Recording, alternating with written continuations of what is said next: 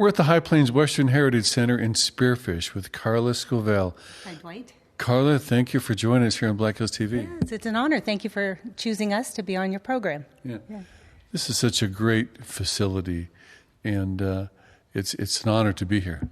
Well, thank you. It's an honor to have you. And, some people refer to us as the best kept secret, but we don't want to be a secret. Here on the Hill, we have 20,000 square feet of beautiful display space. We have a theater where we do events and a lot of programs coming up. So we hope that you'll help us get the word out. A great museum with so many interesting things from the past. Yes, actually, the founders really had the vision of establishing the history of the 5-state region, all the pioneers and settlers who came into the area and brought the industries with them. It includes the history of transportation, mining, forestry, of course, rodeo. It's always that, among other things. So come on out. We have original Spearfish stagecoach here, as well as the saddles that belong to the trick-riding Tope sisters and a few rodeo champions, just to name a few. Carla, we do quite a few videos on rodeo. Tell us a little bit about some of your rodeo displays. Well, in our rodeo room, actually, we have some saddles from champions. We have the saddle and actually the mount from Jerry Olson and his sons, Jerry Wayne Olson. Many of folks around here remember him with the trick riding buffalo, bison. So that's one of our special displays as well. We have some rodeo queen artifacts here.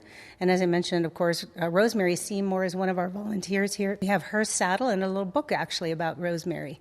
She's 90 years old as of this week, actually as of today. So happy birthday there, Rosemary. And she'll come out and talk to our guests and tell about her story growing up. Really about 12 years old, she started as a trick rider in the rodeo circuit in these hills. We're just outside the Bruce Miller Theater. Mm-hmm. And throughout the summer, are you going to have quite a few events going on? We are keeping our regular programming. Of course, we expect our live audiences to be a little bit less this year. But we have some great stuff coming up. It's our third year, actually, with our Cowboy Supper Show.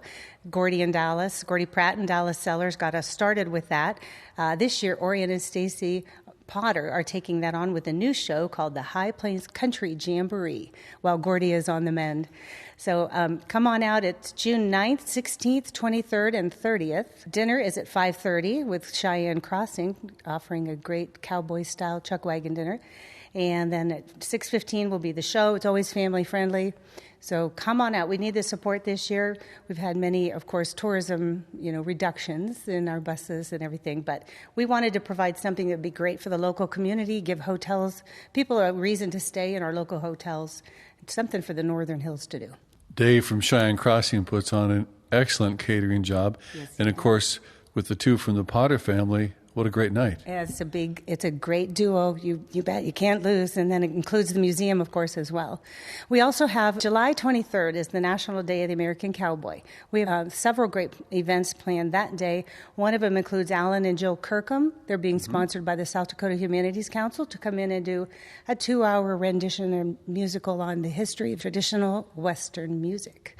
We also will have Cody Landstrom here. He's a world-famous magician and musician. He'll be doing some performing. We haven't quite scheduled the time for that yet, but be sure to watch our website. Sounds great. Lots of fun things going on here at the High Plains Western Heritage Center. And actually, our Cowboy Supper Show will also pick up again. We put it on hiatus for July, and then it picks up again at the end of August and on into September. It's either going to be in July or August, but we'll have Joey Tedesco. He's a musician, songwriter. He's done a lot for the Star Wars movies. He will be coming through here with a history of jazz, so we'll be announcing that and putting that on our website here pretty soon. In the fall, we still hope to have Nita McGuire along with John Crane. Interesting duo. She is a concert pianist, and of course everyone knows John Crane's incredible art. Sure. He will have a display here. We'll have an exhibit of his work, and she will perform in our theater, and John will be to his paintings, I guess you could say, and John will give a presentation as well. We have several things planned for the fall. It's going to be a busy year. We are live streaming most of our events that we're able to, so you check out our website or check us out on Facebook, and hopefully if you can't be here, if you're still not where you feel comfortable going out and being in crowds, you can still enjoy our concerts and our speakers here live. If someone hasn't been here yet, but they want to come visit, how do they get here? Well, don't trust your GPS in these parts. We'll start you out with that. You If you're coming east or west on I-90, you would get off at exit 14. Then you would go to the south side of the interstate, turn left on Colorado Boulevard, and turn right on Heritage Drive, right at Tractor Supply.